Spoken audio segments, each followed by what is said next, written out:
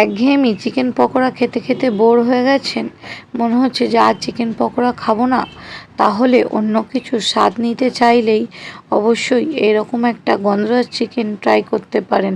তাহলে কিন্তু বিকেলে স্ন্যাক্স কিংবা চায়ের আড্ডায় জমে যাবে। নমস্কার, আমি Mahua. Welcome to Mahua cookings. আবারও আমি চলে এসেছি নতুন স্বাদের একটা রেসিপি নিয়ে।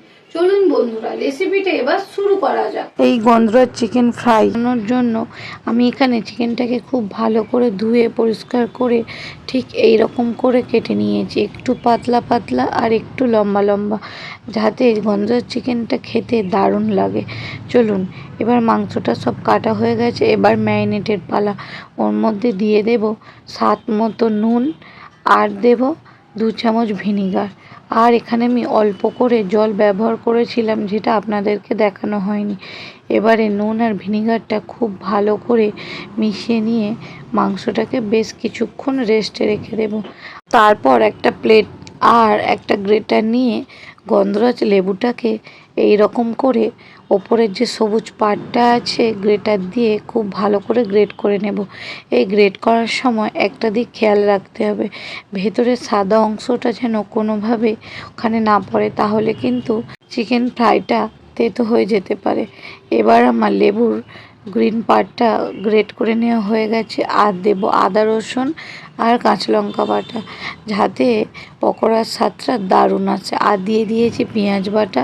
চলুন, এবার চিকেনটাকে একটু লেবুর যে খোসাটা ছিল ওটাকে দিয়ে আবারও কিছুক্ষণ ম্যারিনেট করে রাখি, কারণ ম্যারিনেট করলে এই যে লেবুর যে ফ্লেভারটা আছে সেটা চিকেনের মধ্যে চলে যাবে। এবার চাপা দিয়ে আবারও বেশ কিছুক্ষণ রেখে দিই। দেখুন বন্ধুরা, চিকেনটা কত সুন্দর নরম হয়ে গেছে। এবার চিকেন থেকে জল ঝারিয়ে চিপে চিপে নিয়ে নিতে হবে, আর যাতে ম্যারিনেট করতে অনেক সুবিধা হবে। এই ম্যারিনেট করার জন্য আমি এখানে দিয়ে দিয়েছি একটা বড় সাইজের ডিম, আর একটা গন্ধরাজ লেবুর 4 ভাগের 1 ভাগ দিয়ে দেব। আর এখানে নিয়েছি বড় সাইজের একটা পেঁয়াজ বাটা, 3টে কাঁচা লঙ্কা বাটা, আর 1 চামচের মতো আদা রসুনের পেস্ট, আর দিয়ে দিয়েছি গ্রিন যে পার্টটা ছিল সেইটা, আর দিয়ে দেব কিছুটা লেবু পাতা কুচি, যেটাতে চিকেনের ফ্লেভারটা খুব দারুণ আসবে। সবশেষে দিয়ে দেব লেবুর রস, যাতে পুরো চিকেনটা খাওয়ার সময় সুন্দর একটা ফ্লেভার পাওয়া যায়। বন্ধুরা, এই রেসিপিটা যদি ভালো লেগে থাকে তাহলে ফেসবুক থেকে দেখলে ফলো, আর ইউটিউব থেকে দেখলে সাবস্ক্রাইব করে দেওয়ার অনুরোধ রইল।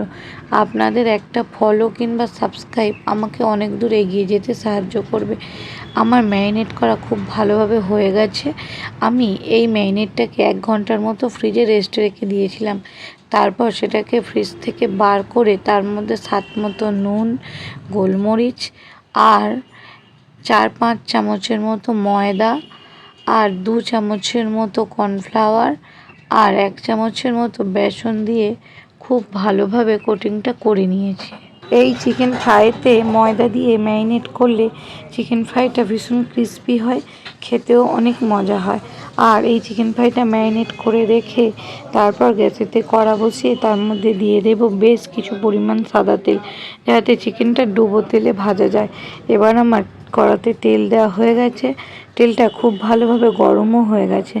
এবার ওর মধ্যে একে একে একটা করে দিয়ে দেব, আর একটু ছাড় দিতে হবে, যাতে কোনো চিকেন কারোর গায়ে লেগে না যায়। এবার আমার প্রত্যেকটা চিকেন ধীরে ধীরে দেওয়া হয়ে যাচ্ছে। এরকম একটা চিকেন ফ্রাই থাকলে যে কোনো বিকেলবেলা বলুন আর চায়ের আড্ডায় পুরো জমে যাবে।